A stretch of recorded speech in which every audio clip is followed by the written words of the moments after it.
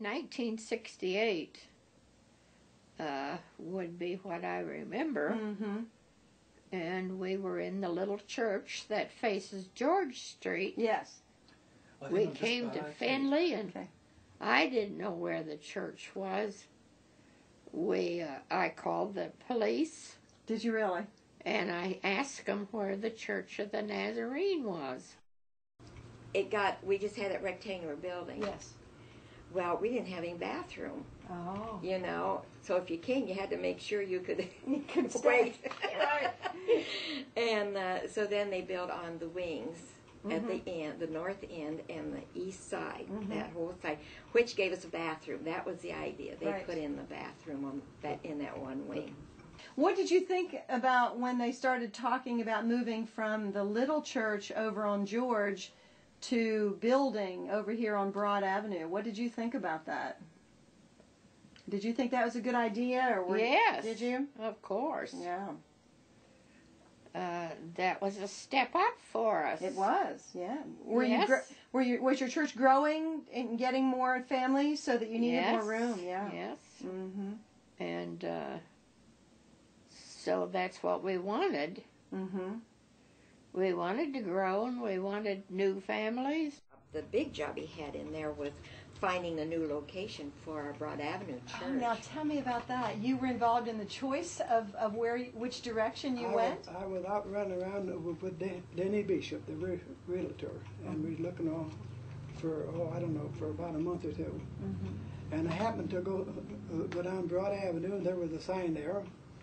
So I checked with this realtor was Calvin Thatcher. Calvin Thatcher. He said, well, yes, it's for sale, but it was spoken for a city school for special kids, but they haven't done nothing about it. He said, so the first one with the money can happen.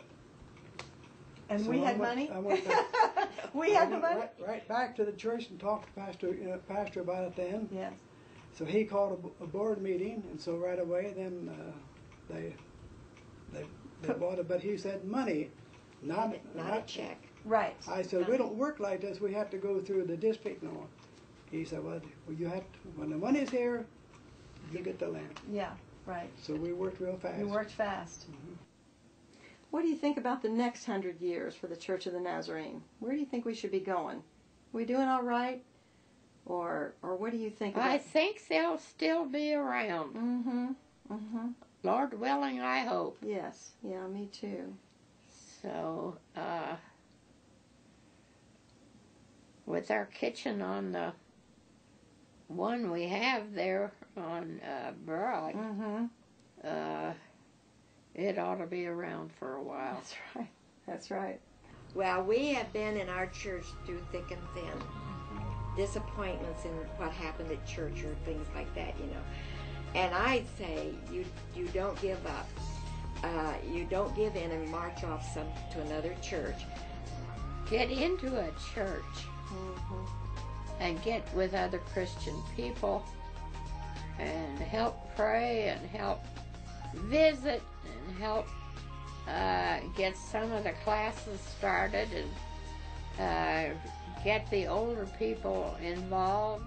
My dad, the thing that sticks with me is when we lived in Toledo, there's a neighbor, Sister Wilson, and my dad had his eyes on a man in the church. I want to be like him. And she told him, says, get your eyes off of him. He could fall. And he did. But my dad didn't have his eyes on him then, and so it didn't affect him any.